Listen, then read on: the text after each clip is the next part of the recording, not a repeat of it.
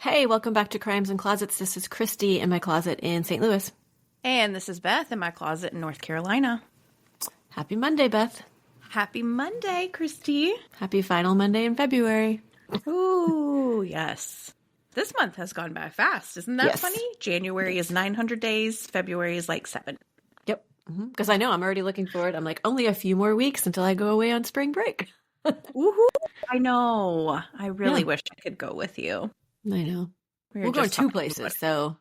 Oh, really? I only know about the first one. half. We're going as a family to Arizona. And then we come home and we're home for a day for my son's birthday. And then I leave the next day for a long weekend in NYC.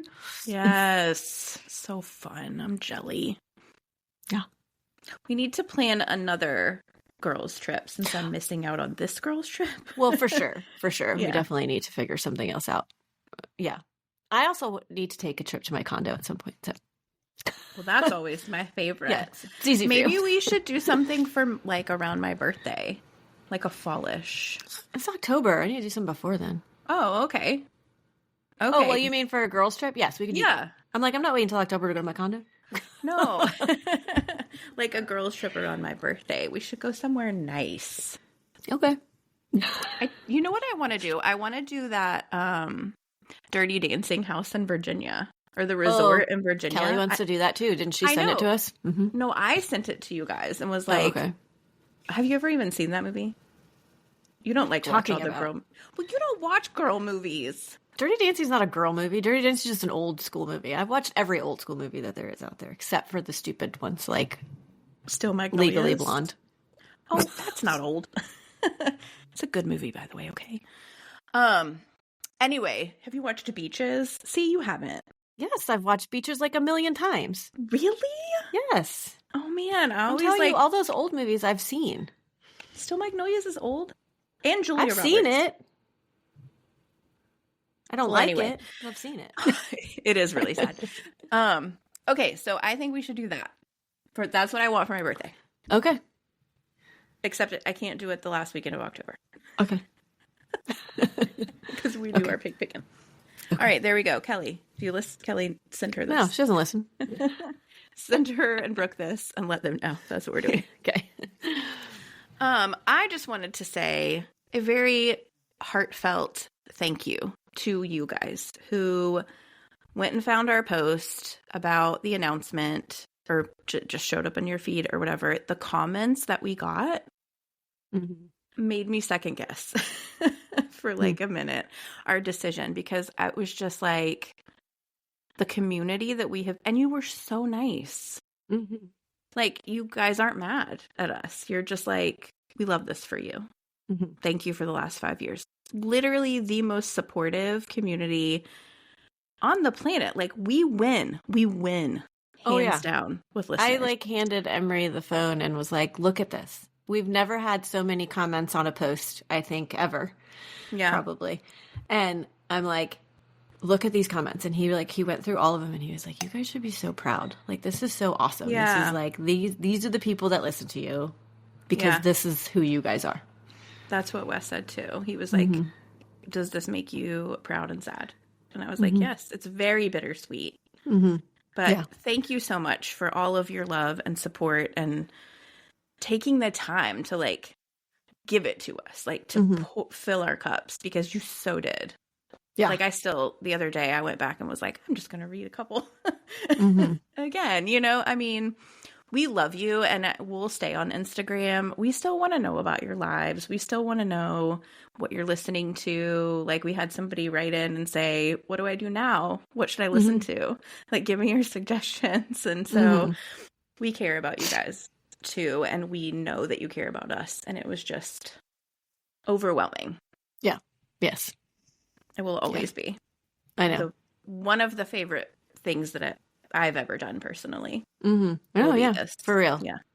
Yeah, that is true. It will be. It'll be sad. It'll be sad to not have it, but we'll pop on every now and then. I know. I mean, I feel like that solidifies that part. I'm like, I'm going to want to get back on and be like, hi, here I am. Even though it's been 6 months or a year. We love you. Yes, I agree. I 100% agree with that. It's never not going to be. a thing. Mm-hmm. Yeah. You won't be going away. So you're always a piece of us. So thank you. Anyways, there's that. That's all my news. Yes. Okay. All right. Well, then if that's the case, then we will keep this one short, this intro, and jump right into a case if you're ready. Yeah. If you're a person who reviews us on Apple Podcasts and doesn't like our intros. Bleh. Also says we're Valley Girls. I felt a little something about that one. Being Valley Girls? Uh-huh. We're so not. I'm country as hell. Mm-hmm. Mm-hmm. It was because of all the likes, which I understand. I hate the fact that I say it as often as I do, but that's just honestly like what everybody does almost. So many people that just say that word over and over again. Anyway, I try not to. It's every podcast ever. But it's a pause for me. Right. Almost. To get your head around what you're saying. Yeah, and it's an annoying pause. I agree. But I don't feel like it makes us terrible. Don't say it. Neither one of us say it. Whatever. Anyway, we don't need to talk about the hate. Yep. We just talked about all the love. We don't need to talk about that one. Okay. I'm ready for a case.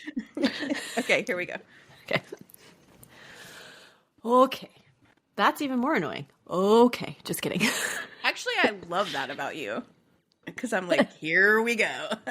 I don't even have that written in my notes. I feel like I need to say it. Yeah. Okay. Okay. You do need to. This case was one that I had on my list. I just explained this to you earlier that to do on Patreon because we typically do cases that we're like personally interested in because we had so many suggestions over on the regular feed. So we just decided, Patreon will be ones that caught our eye somewhere, maybe in the news, in a newspaper, saw it online or whatever. And so we would do ones that we were personally interested in. So it was on my Patreon list. Okay. And then ironically, last week, I believe someone, maybe even for the first time, I didn't write down the name, unfortunately, wrote to us because I think they had just found us and we were already going away. Maybe? I don't remember. Anyways. And this person mentioned this case in that email. And so I was like, well, I guess maybe I'll get her done before we're done. Oh, okay. Do you have the name of the person? Are you pulling up the email? Yes. Can I say the name of the person? I mean, I didn't ask, but we hardly ever ask anymore. Okay, Dawn. Okay. Yes. So Dawn wrote us and suggested it or just told us to look into it or something. Anyway, so it was on my list. So that's why I'm doing it. It's a really nice email. Thank you, Dawn. Yes. Okay, but there is a trigger warning. It's going to be a tough one because it does involve children. No. Yes. Okay, this is the Coleman Family Tragedy. Oh, family. I don't like it. Yeah, well, you'll like it even less when you actually get down to the nuts and bolts of it. Okay. Chris Coleman was born March 20th, 1977, to Connie and Ron Coleman. He was the son of a pastor, and his mother was also highly involved in the church as well. After high school, Chris enrolled in the Marine Corps. And while he was, during his time in the Marine Corps, he went to San Antonio for training for the K-9 unit, which is where he met Sheri Ann Weiss, or Wise, W-E-I-S-S. She was born July 3rd, 1977, to Donald Weiss and Angela DeCiccio. Sheri was in the Air Force. And so I didn't look any of this up or anything, but they were both going to this K-9 training. So I'm assuming maybe it's a unit that trains all different areas of military to do K-9 stuff. So, because she was in the Air Force, he was in the Marine Corps, and they met there. Okay. The two dated for about 3 months, and then they got married on August 8th, 1997. Nice. 3 months. I believe, yes, 3 months. I believe in part, well, I'm pretty sure this is the reason. It was because Sheri was pregnant, because on April 30th, 1998, they welcomed their first child. So that kind of, works in there. Garrett was born on April 30th. He was born on an Air Force base in Washington. At some point, the couple moves to Columbia, Illinois, which, just side note, will be about 30 minutes from here, just across the border in Illinois. From here? From you? From me. Oh, yes. Okay. So this is also, I don't know if I mentioned it somewhere else in here, but this is also the reason why I did it, because this is it has a lot of connections, like your case from last week or your last case that you did, like connections in places. So like geographical connections. Geographical. Okay. Also, and I don't know when they moved, but it was clearly sometime between when he was born and when Chris gets a job, which is also sometime in 1998, with the Joyce Meyer Ministries. I'm assuming you're familiar. I know her. Right. So, but for those of you who are not, it's a huge Christian ministry. Joyce has like many Bible studies, devotionals out there. I probably have a couple on my shelf, actually, from Bible studies that I've done. And they travel around the world to spread the word, basically. Her world headquarters. This I did not know. Her world headquarters is right here in Fenton, Missouri. Yeah, which I is did like know that. 20 minutes from me. Oh, really? It's actually where my youngest plays baseball. Okay. So anyway, it's basically a suburb outside St. Louis. Chris got a job in their general security department at first. So a couple of years later, the couple welcomed their second son on January 25th, 2000, and his name is Gavin. The family was described several times as the all-American family, super cute. Like, wait till you see a picture of them. Super cute and loving. Everyone loved them. The kids were very sweet, outgoing. They were called helpful, which they were pretty young for little kids to be called helpful. I feel like they must have been... Yeah, standouts. Yes, they are standouts. I think I know this case. You probably do. I mean, she wrote a pretty good description in the email, but it was huge here. Yeah. Back when it happened. Anyway, both boys loved sports, played football for the same organization. I mean, it was the same team name, but I'm assuming they were two different age ranges since they were several years apart. Throughout his time with Joyce Meyer Ministries, Chris would get promoted to supervisor of the security and then eventually would be one of Joyce's personal security officers. So he protected her personally and traveled with her. She had actually known him since he was a child because Chris's mother used to attend Joyce's seminars and bring Chris with her. So she knew him forever. In November 2008, Chris started to receive death threats by email. And they would state basic things like, since we cannot get to Joyce, we're going to come for someone closer to her, close to her. So they were really saying they don't like Joyce, but they can't get close enough. So we're going to start threatening people around her. Yeah, it's so scary. She was, not uncommon. She was not liked by everyone, as most evangelists have their haters and their lovers. Like there's like one extreme or the other. People have strong opinions either way. He reported these emails to the ministry, and they were keeping an eye on it. Then in January of 2009, it escalated. There were letters actually being hand-delivered to the Coleman mailbox. Yeah. So they were like, well, now we know somebody knows where we live. This is a lot bigger than we thought. And there would be statements. And he's traveling, too. So he's, like, leaving his family. Right. Who are being threatened, and he's not even there. That's terrifying. Yes. Very scary. All of it. And things that they would write in these letters would say, like, deny your God publicly or else. Come on. Like, what difference does it make to everybody? But anyway. Or else. It always seems like such a, you better cut it out or else. It's like a mom thing to say. She was shaking her finger when she did that, guys. I wish you could see that.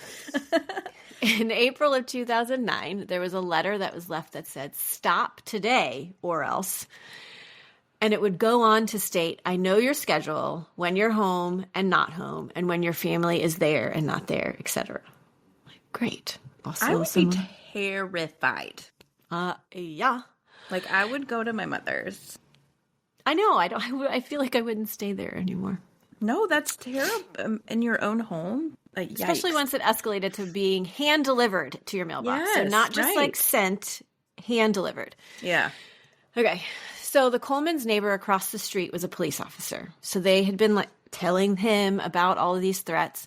So he would kind of unofficially have officers drive by as often as they could to just keep an eye on it. Like, not taking time away from anything, but if they were just driving around, hey, just drive down the street and keep an eye on things. He also mounted a surveillance Never can say that word.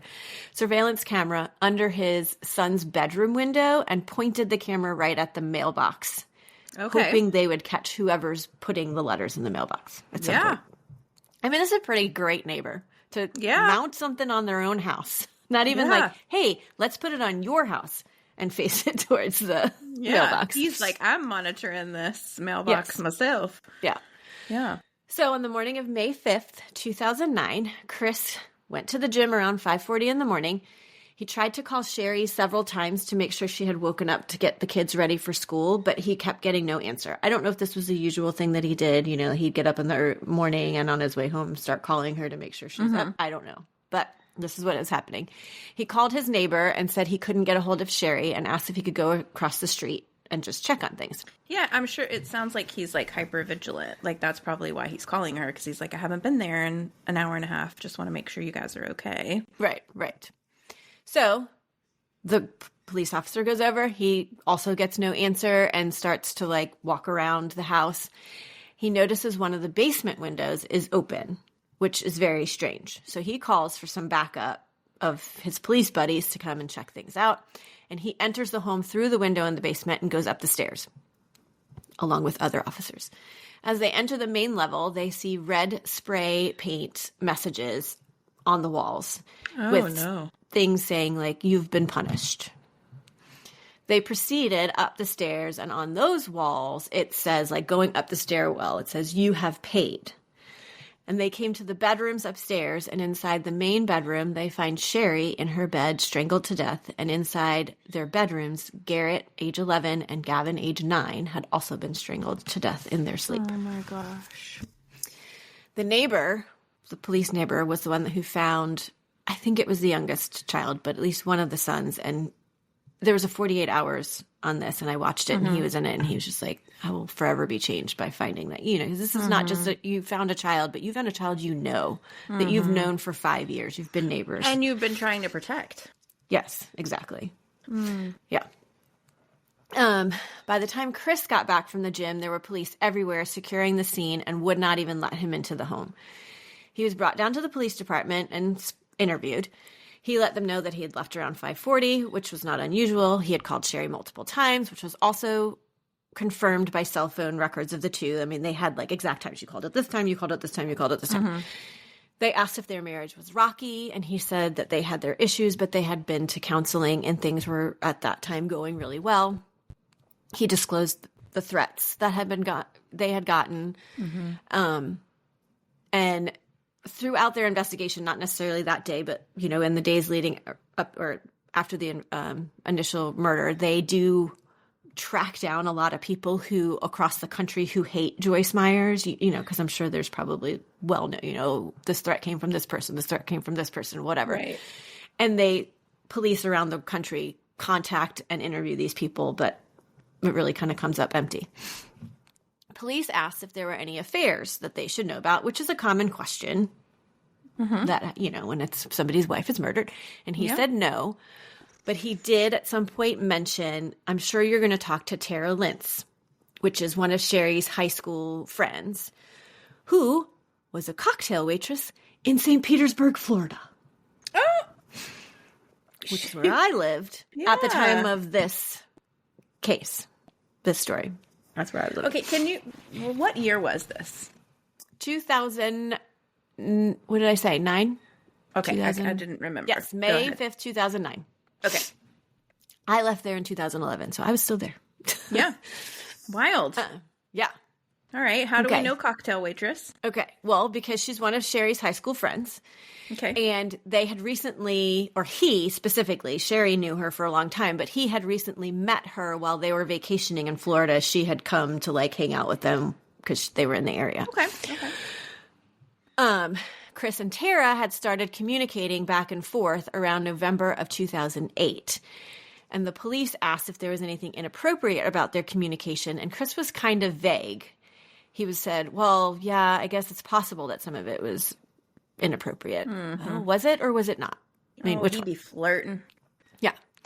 So now the police and you and I actually literally like side-eyed at the time of saying that. We're like, okay. So the police say, were you having an affair with someone? And Chris's response is like, this is what he said. So I watched parts of the interview were on the 48 hours. Okay. And he literally says, an affair is when you live with them and you want to marry them and stuff, right? So no. No. And I literally said to myself, what are you talking about? Incorrect. No, this is not the definition of an affair. No. An inappropriate conversation with somebody can be seen as an affair. 100%. 100%. So, he sounded like a total idiot, honestly, when he made that sentence. Like, I questioned his intelligence. Like he's trying to pretend like he's naive. When really he's just a shady beach. Yes. Yes, exactly. Okay, so the police talk with Chris for 6 hours and then let him go. He is literally their main suspect at this point. But they had no evidence to go on except that he was being pretty shady about things. So they had to let him go. So St. Pete police then go to chat with Tara. She gives them access to her devices. And let me mention here, this is going to tell you about the times. She gave them her BlackBerry. Yes. Listen, I had a BlackBerry. Oh, yeah. I loved my BlackBerry. There was something really satisfying about texting with an entire keyboard at your will. Oh, yeah. And it took me forever to switch to an iPhone because I did not have that, like the button full touching. Yeah. Loved it. I had one, too, and I had no business having it because usually they were like business people phones, because you could answer emails.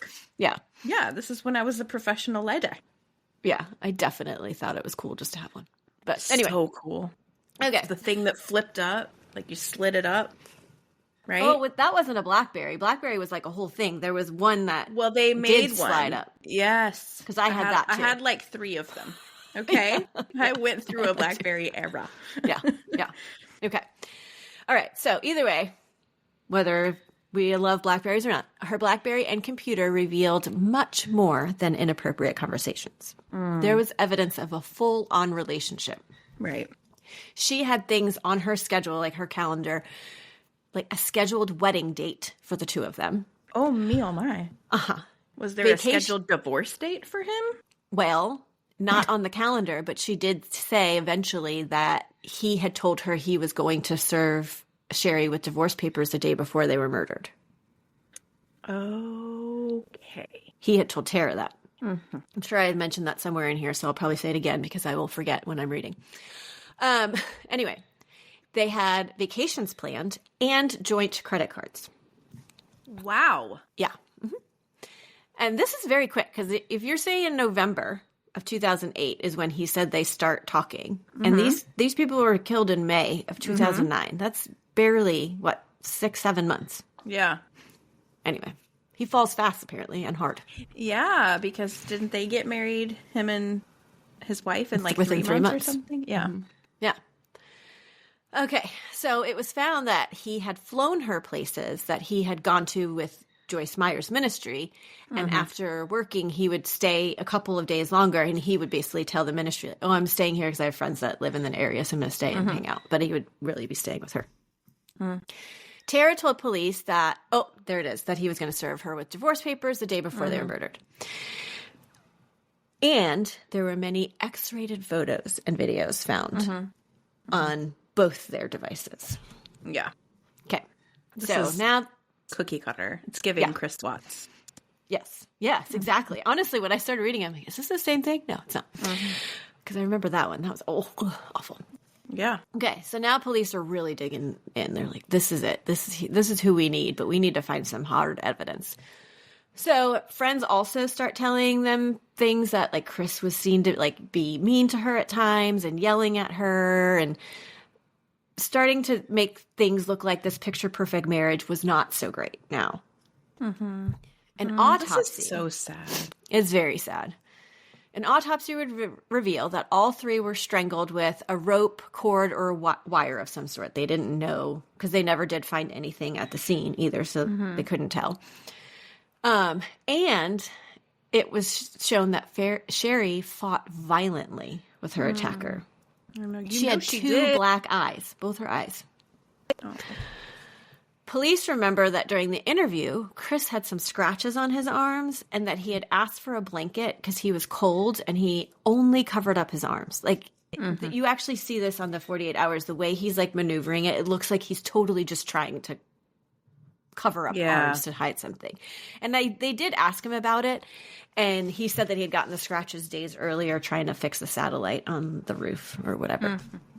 The satellite was clawing at you, was it? Yes, it was. Very much so. And other officers remember that the room was kind of warm. So it was kind of odd that he asked for a blanket to... Right. Because it was cold. I get cold when I'm nervous. Well, I do too. That's true. That's not what's happening here. No. But good for pointing that out. But no, it's not what's happening. Okay, it's also reported that by the time police had gotten to the scene, rigor mortis had already set in. So they put the time of death between 10 p.m. the night before and 3 a.m. that morning. Yeah, and he left at 5 something. Yes. So it's before he would have even left for the gym. People argue that that's, you can skew time of death a lot of different ways, which is probably true, but they're pretty I don't think set it's true in a controlled environment. I think it's true if you're like outside with the temperature change or like weather or water. I don't think that's true in your bed. Right. Exactly. In your house with HVAC. Right. Yes, you are 100% correct. So the day of the funeral, Chris texts Tara that he loved her and missed her. And I'm sorry, but that pissed me off even more because I'm like, at least mourn for one day your entire family and forget about the girl in Florida. Also, why, if Tara, you're a good friend, why aren't you at the funeral? Yeah. Anyway, just kidding. I shouldn't bash her. No, she don't need to be coming to the funeral. Okay. In evidence that they had gotten from the home, Chris had written down the date, November 8th, 2008, and next to it, it says, "The day Tara changed my life." The two had exchanged promise rings and had the name of their first child, if it was a girl, written down. Oh my God, what was it? I don't know. It's not stated anywhere. There was no DNA left at the scene or a murder weapon. The only DNA found were of members of the family because they lived in the house. Yeah, so which included Chris, yes? Yes, so that's the only DNA that's on the bodies, but they're like, that's still not evidence because he would be on that. If he hugs his kids, if he kisses his wife, he'd have his DNA on there. Yeah. Police then discover that 9 days after November 8th, when he said that's the day that Tara changed his life, that's when the threats started coming into his email. Oh, right. I forgot about those. Mm-hmm. So now they're thinking, okay, this is the angle we need to go at. Like, he's having an affair, and all of a sudden now all this stuff happens. And so they discovered that nothing was ever caught on the security camera that the neighbor put up. Not one strange person walking around the neighborhood, not one strange car coming up and down the street, ever. Okay. However long he had it. Police asked Chris for handwriting samples, and a handwriting expert determined that his writing matched the writing on the walls with red spray paint. Dumb. That is dumb. Mm-hmm. And also let me mention here that there was also red paint, spray paint. Something was written. I didn't get all the details of all the things that were written, but there was actually something written on the sheets of one of the sons, and some of the spray paint got on the body of him. I'm sorry. What kind of awful human being do you have to be to not only kill your kids, but then spray paint them with awful words, basically? I'm sorry. It's just despicable, the whole thing. Okay. 2 weeks after the murder, Chris Coleman was arrested on 3 counts of first-degree murder. Mm-hmm. Police also questioned people in the ministry, and it was discovered that not one other person had received threats, like Chris had. So he was the only person. So they started to look at those threats. They had come in from the email address destroychris@gmail.com.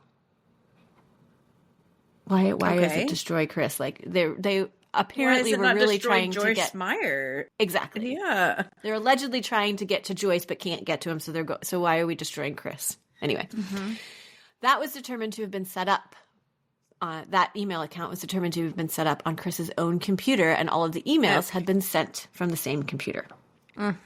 Defense would argue that someone could have sent them if they had access to his computer, but it's never determined that anybody. And because he brought it to work. They'd be or on whatever. Surveillance. Oh, okay. Yeah, because Joyce does say that he brought the computer to work every day, but she said, I've never seen anybody use it either.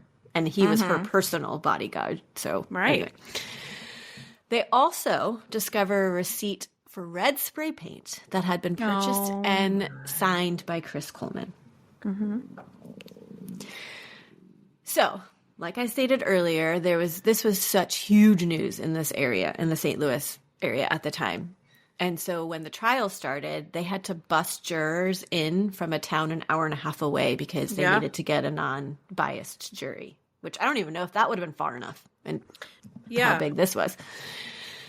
Anyway, Joyce Meyer also gave sworn testimony in this case, and I watched almost the entire thing. It was a almost 30-minute video, but it was not in the courtroom. It was, I think, done prior to maybe she had a trip or something planned, but both lawyers were present because one would object saying, oh, that was hearsay, whatever. But it was just a video of her in some room.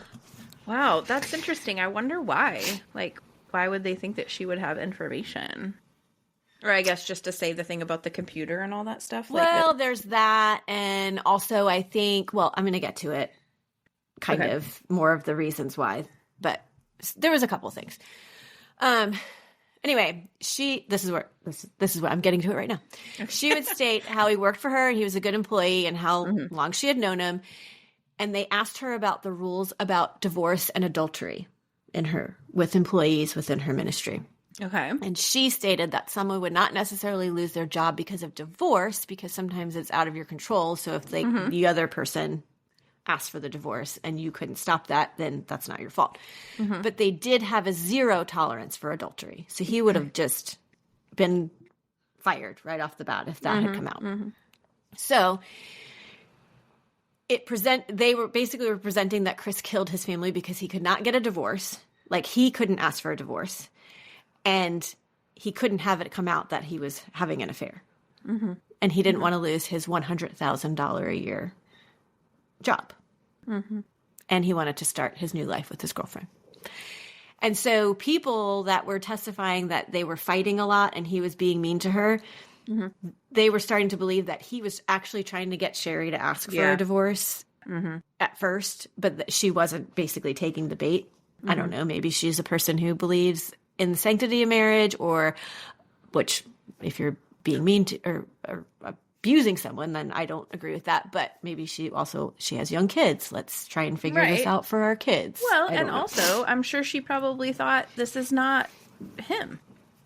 Right. This isn't the guy I married. Something's happening right now. I need to figure out what's going on so we can work through this and get back to our happy marriage.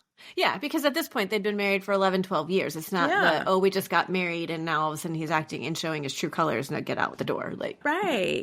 She was trying to be a good wife and it wasn't for very long. I mean, it's not like he was being mean to her for years. It was months at this point. And so I'm sure she's just he's in a midlife crisis.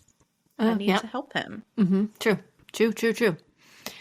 And they did go to counseling with a pastor in Joyce's ministry.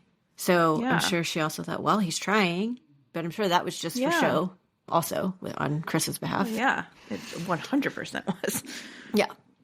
Okay, so the jury would deliberate for about 15 hours. They did struggle with the fact that there was no hard evidence like DNA or a murder weapon, but they, however, at some point in looking at some of the other photos that they had of Chris and Tara, they noticed some discrepancies with the dates on those and the date that he says they started dating, and it was not a lot, but earlier than he had stated. So they started thinking, well, if he can lie about that, then he can probably lie about a lot of things. Seems like a very small detail to hone in on, but they must have been kind of convinced he had done it. And so this was one thing that pushed them over the edge to say, okay, he's guilty. So what's he having to say for himself? Do we know? I will say that his parents do not believe he did this at all. Okay. On 48 Hours, no, he didn't do this. And he maintains that he has not done this. Does he admit to the affair? Yes. And later, because at first he was like, no, I'm not living with her, so no. Right. So on this 48 hours, at the very end, the interviewer is on a phone call with him, and she asks him if he did this, and he said, no, I would not kill. I loved my wife, blah, blah, blah. And she said, well, how do you love your wife if you're having an affair with one of her friends? And he said, well, I wasn't getting certain things out of my marriage, so I went to her for that. But gross. I loved my wife. Okay. Which, I mean, I believe can happen, however, not in this case. Sure. Because you murdered them, so. The children. Yes. Okay, so they came back with a guilty verdict on May 5th, 2011, exactly 2 years to the day after the murders. Chris Coleman was sentenced to life in prison. They wanted to go for the death penalty, but apparently at that time, within a couple weeks, Illinois was going to be voting to abolish the death penalty, and so all of the sentences would have been commuted to life in prison anyway, so they just did that. He is serving out his sentence in the Dodge Correctional Institution in Waupun, Wisconsin. Oh, why? Well, I mean, that's not that far. Illinois, Wisconsin. I mean, it's not really... I don't know where Waupun is, but I'm assuming it's further south, and it's probably the biggest, maybe, correctional facility. I have no idea. Biggest federal one, maybe. Yeah. Side notes about this case. There was a violence prevention charity set up in honor of Sheri, Garett, and Gavin, and Sheri's brother was sued not so long ago for misappropriating funds in excess of $30,000 from that charity. So that's just a little like, some other stuff has happened since. Also, a wrongful death suit was filed against Joyce Meyer Ministries in 2011 by Sheri's family because they felt that Joyce should have known, or even the ministry should have known, that Chris was a threat to his family and should have warned them. Joyce, in her interview, had no idea he was threatening himself and his own family, or that he was having an affair. She didn't know. She said, now looking back at things, it was weird that he did X, Y, Z, but at the time would not have been a thing to think about. Oh, and also he asked for the day off the day before the murders, which is unusual for him. She said, she said he worked for me for a number of years, and she said, I can't say that he never called out, but I cannot remember a time that he called out. And he called her that day and said, I need the day off. I'm not feeling well. Anyway, a judge, by the way, dismissed the lawsuit against the wrongful death in 2013. So they found that there was nothing there. Also, Sheri's family fought because they were buried in Columbia, Illinois, and her family lives in the Chicago area, and they fought to get Garett, Sheri, and Gavin's graves moved to Chicago so they could be closer to their family, and they won. So they've moved. Other than that, there you have the Coleman family tragedy. It is a tragedy. It is. So sad. POS. He is. He is a POS. What's happening with the name Chris? Seriously. Husband's named Chris. Need to be canceled. No, I'm just kidding. I'm sure there's lots of nice Chris's out there. I'm trying to think if I know any. Yeah, I know, me too, right? I know some ladies named Chris, but I do know one named Chris. Anyway, neither here nor there. The kids, that's what gets me. First of all, have your affair.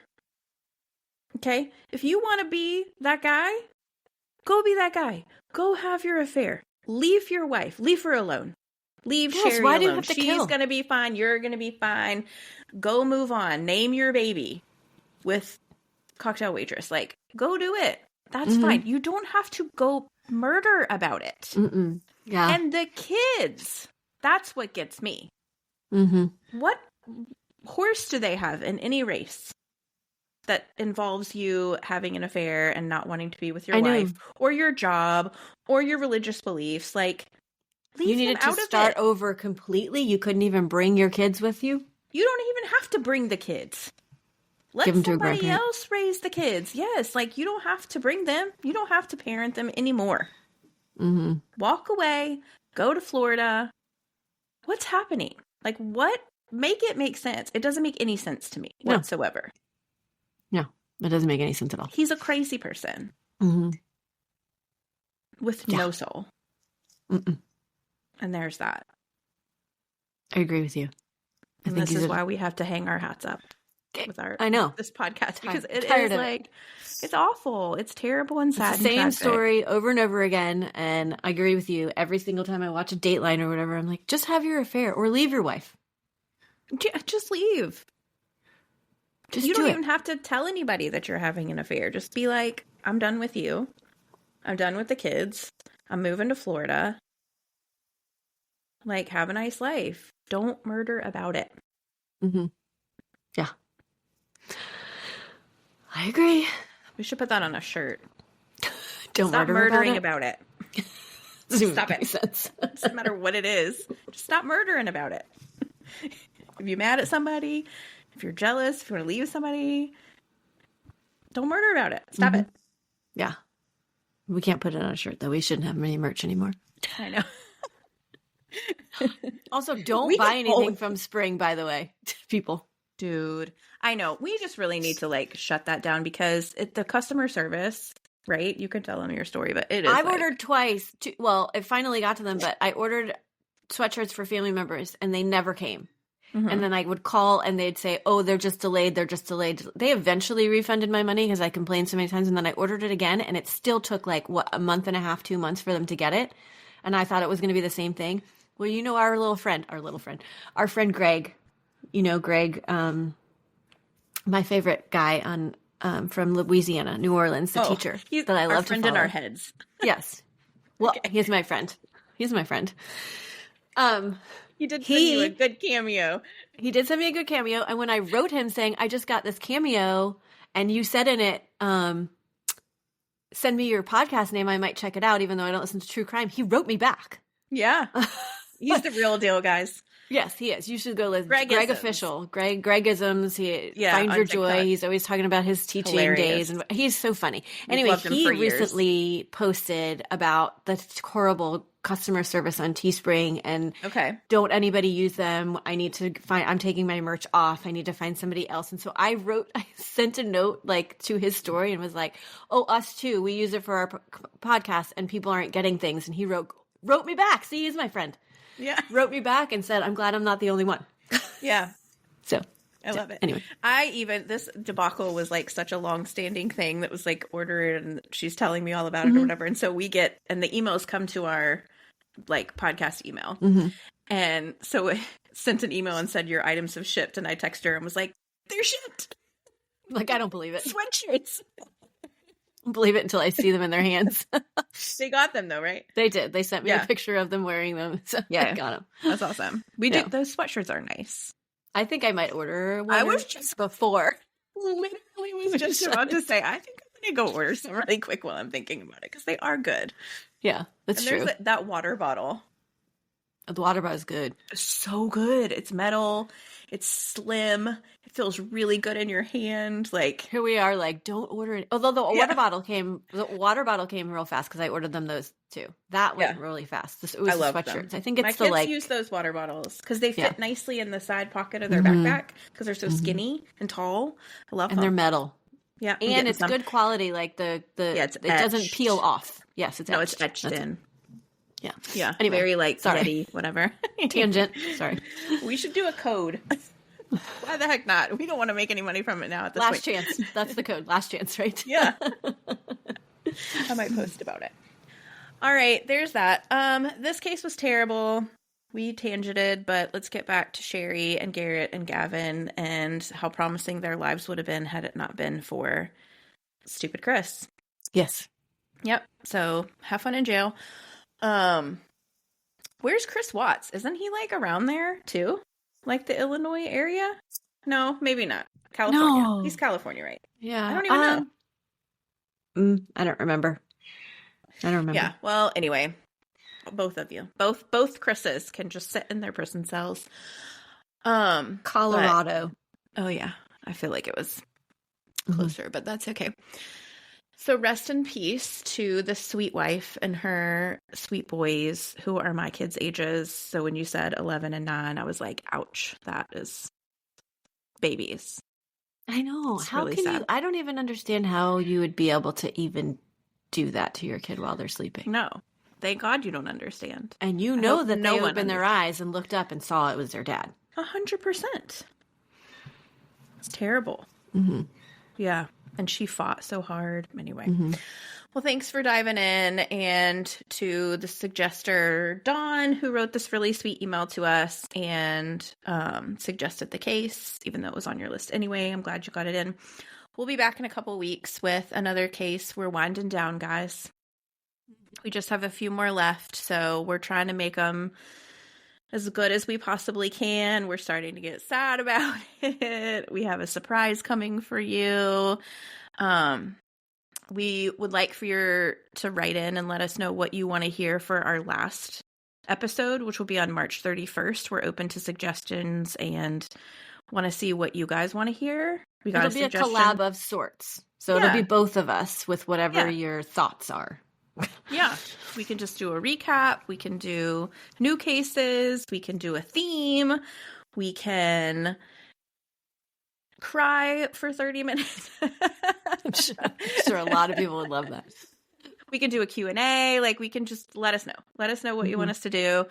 And we're open to that, and we'll get it organized. And we love you. Come find us on social media. If you want to write a review, I'm not going to be mad about it, because I don't want to go out with bad reviews. So, and we don't have bad reviews. We have lovely reviews. But like, if you want to write us another one, that would be super fun. We just like to hear your input, and we like to hear your voice. You know who always comes in clutch after a bad review? Dana. She always writes, like, redoes her review with something nice, so that's what shows up. Love you, Dana. Supporter of supporters. She's top notch. All right. Anyway, we love you. Stay safe, and always remember, the world is scary. People suck. Hide in your closet.